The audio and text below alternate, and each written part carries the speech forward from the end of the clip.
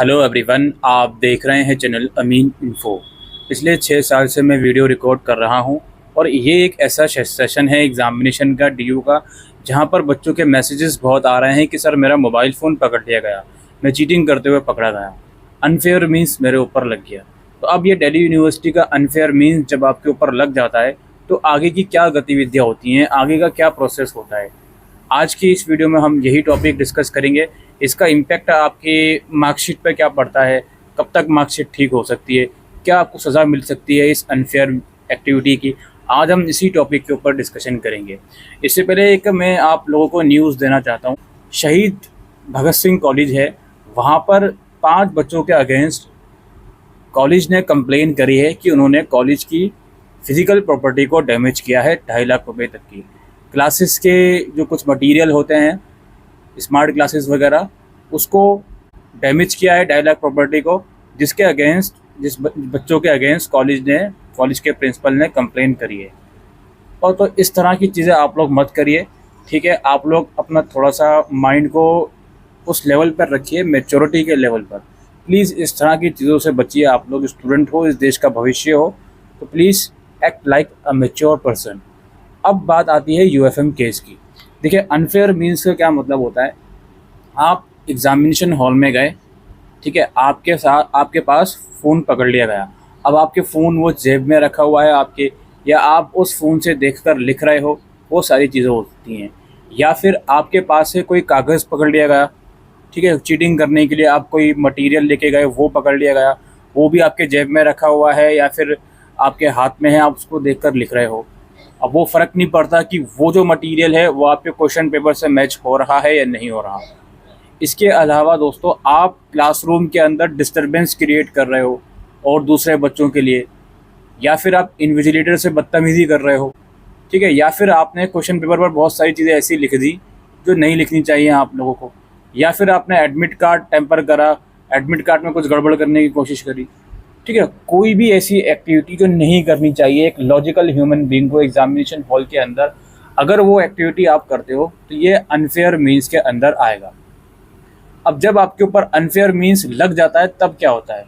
देखिए, कोई भी अनफेयर मीन्स आपके ऊपर लगा तो उस टाइम पर क्या होता है, जो कॉलेजेस होते हैं वो वहाँ पे जो इन्विजिलेटर होते हैं वो आपसे इमीडिएटली आपकी शीट ले लेंगे और आपके पास जो मटेरियल अगर पकड़ा गया है, it may be your mobile phone, it may be any paper, कुछ भी मटेरियल आपसे पकड़ा गया है वो भी आपसे ले लेंगे और रख लेंगे और आपसे पूछेंगे कि अगर आप कुछ कहना चाहते हो या नहीं।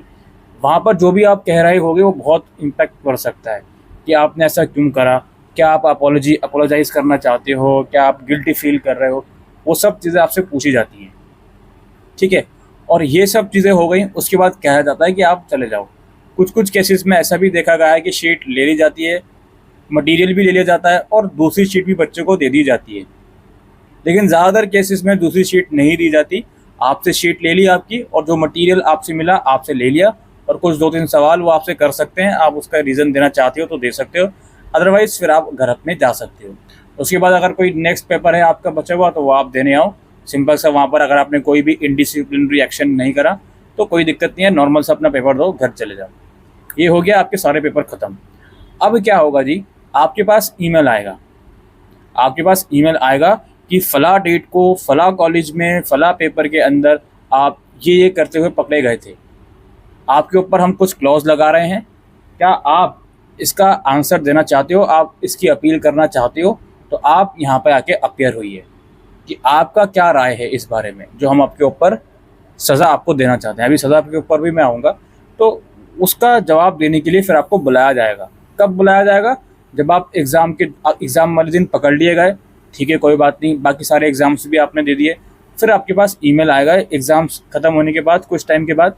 वो ईमेल कभी भी आ सकता है, हो सकता है वो एग्ज़ाम के दौरान ही आ जाए ईमेल। लाइक फॉर एग्जांपल आपके 8 पेपर हैं, आप चौथे पेपर में पकड़े गए, हो सकता है पूरे 8 पेपर ख़त्म होने से पहले ही ईमेल आ जाए और ईमेल में कहा जाएगा कि पर्टिकुलर डेट पर आप आओ और अपना जो भी आप देना चाहते हो अपील वो दो। आप जाओगे, अपनी अपील देकर आ जाओगे। उसके बाद फाइनली ये डिसाइड करा जाएगा कि आपको किस क्लॉज में पनिशमेंट दी जाएगी। अभी रिसेंटली दिल्ली यूनिवर्सिटी के एग्जामिनेशन ब्रांच की वेबसाइट पर आप जाओगे तो वहाँ पर भी एक स्टेटस करके लिंक आ रहा है यूएफएम केसेस का, यूएफएम केसेस का स्टेटस आप लोग वहाँ पर भी देख सकते हो कि क्या आपका स्टेटस है अपनी रजिस्टर्ड ईमेल और एग्ज़ाम रोल नंबर के थ्रू। खैर, आप अपना अपील देके चले गए घर, फिर उसके कुछ टाइम के बाद आपको दोबारा से ईमेल आएगा फाइनल डिसीजन का कि आपको किस क्लॉज में पनिशमेंट मिल रही है। कई बार ईमेल यूनिवर्सिटी की तरफ से नहीं आता, आपको बार बार एग्ज़ाम ब्रांच जाकर पता करना होता है। अगर बहुत ज़्यादा टाइम निकल गया, आपको ईमेल नहीं आ रहा, तो आपको एग्ज़ाम ब्रांच जाना होगा और वो बताएंगे फिर आपको कि आपको किस क्लॉज के अंदर पनिशमेंट मिल रही है। क्लॉज के अंदर पनिशमेंट ऐसा भी हो सकता है कि आपने जिस दिन चीटिंग करी है, सिर्फ उस दिन का जो पेपर है आपका कैंसिल कर दिया, वो पेपर आपको दोबारा देना पड़ेगा अगले सेमेस्टर साइकिल में। लाइक ऑड का है तो ऑड सेमेस्टर के साथ, इवन का है तो इवन सेमेस्टर के साथ। पनिशमेंट ये भी मिल सकती है कि आपको उस पर्टिकुलर सेशन के सारे पेपर आपके कैंसिल कर दिए जाएं। जैसे फॉर एग्जांपल आपने 6 पेपर दिए पर्टिकुलर सेमेस्टर में, जस्ट एन एग्जांपल, देन वो 6 के 6 पेपर आपके कैंसिल कर दिए जाएं, चाहे आपने 6 में से केवल एक पेपर में ही चीटिंग करी है। या फिर ऐसा भी हो सकता है अगर कोई हार्श पनिशमेंट आपको दी जाए, 1 साल तक आप डीयू का कोई भी पेपर नहीं दे सकते, 2 साल तक नहीं दे सकते, या इवन दिल्ली यूनिवर्सिटी कंप्लीटली आपको डिबार्ड कर सकती है कि अब आप डीयू से कोई भी कोर्स नहीं कर सकते। ये बहुत ही हार्श केसेस में होता है जब आपने बहुत ज़्यादा बदतमीजी करी हो या कुछ आपने नुकसान पहुंचाने की कोशिश करी हो किसी को, तब ये चीज़ें होती हैं। ये पनिशमेंट होती हैं सारी। अब आपको एक्चुअल में कौन सी पनिशमेंट दी जाएगी, ये डिपेंड करता है कि आपका जो यूएफएम का केस है वो किस रीज़न से बना है। आपके पास अगर मोबाइल फ़ोन पकड़ा गया है, वो जेब से पकड़ा गया है, आप लिख रहे हो, आपको पता नहीं है कि आपके फ़ोन में जेब है, आपके जेब में फ़ोन है। कई बार ऐसा होता है, जल्दबाजी के अंदर बच्चा क्लासरूम के अंदर घुस जाता है, लेट आता है, उसे नहीं पता होता कि उसके फ़ोन में जेब है, उसके जेब में फ़ोन है, तो वो निकाल नहीं पाता फ़ोन को। पता तो उसको है, बट वो जल्दबाजी के अंदर फ़ोन रख नहीं पाता। ऐसे भी केसेस होते हैं। 100 में से एक बच्चा ऐसा होता होगा, अगर होता होगा तो। अदरवाइज़ 99% बच्चों को पता है कि उसके जेब में फ़ोन है।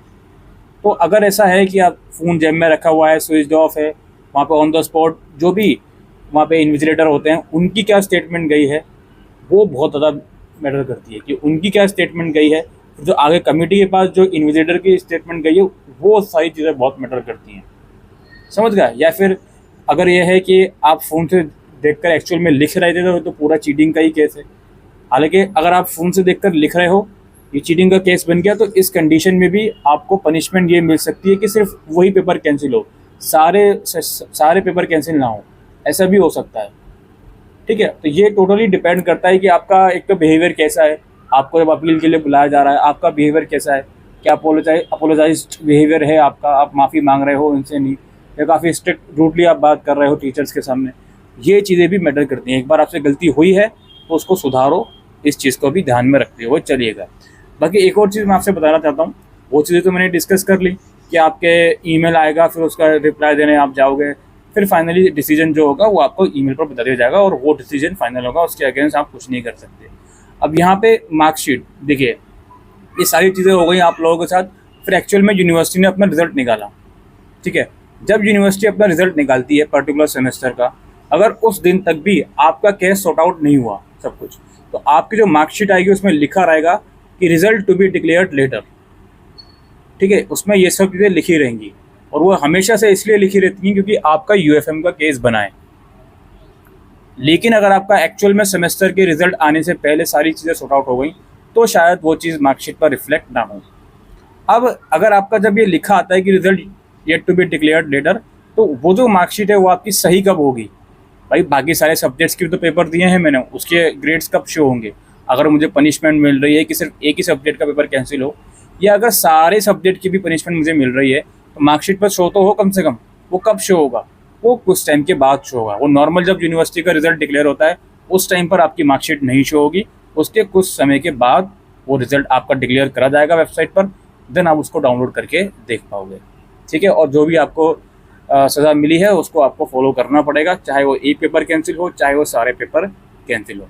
ये समझ लो चीटिंग करते हो आप पकड़े गए हो, आपने कोई बदतमीजी नहीं करी इन्विजिलेटर से, आप पकड़े गए हो, आपने फ़ौरन अपना मटेरियल दे दिया उनको, तो वो या तो एक पेपर क्लियर होगा या सारे ही क्लियर होंगे। इससे ज़्यादा हार्श जो पनिशमेंट है वो आपको नहीं मिलेगी। ऑलराइट। बाकी अगर आप बदतमीजी करते हो टीचर के साथ, तो भाई इन्विजिलेटर है भाई, वो कुछ भी लिख सकता है कि बच्चे ने मेरे साथ बदतमीजी करी, तो फिर उसके बेसिस पर हू नोस कि आपको 1 साल के लिए डिबार्ड कर दिया जाए, 2 साल के लिए, या फिर इवन हमेशा के लिए डिबार्ड कर दिया जाए, ऐसा भी हो सकता है। Be very careful. और सबसे बड़ी चीज़ तो यही है कि अगर आप ग्रेजुएशन के एग्ज़ाम्स में मोबाइल फ़ोन लेके जा रहे हो, वो तक आपसे नहीं निकल रहा है, तो इसके बाद आगे कॉम्पिटिटिव एग्ज़ाम्स या आगे पीजी के एग्ज़ाम्स, वो सब चीज़ें कैसे आप क्रैक करोगे, ये एक बहुत सोचने और समझने वाली बात है। ठीक है, फिलहाल जिन जिन बच्चों का यूएफएम केस लगा है, अगेन मैं रिपीट करता हूँ, अपना ईमेल चेक करते रहें। और वेबसाइट पर एक लिंक आया हुआ है एग्ज़ाम ब्रांच की वेबसाइट पर, मैं डिस्क्रिप्शन में भी वो लिंक दे दूँगा, वहाँ जाकर भी अपना स्टेटस आप लोग चेक करते रहें। फिलहाल के लिए वीडियो में इतना ही। Thank you.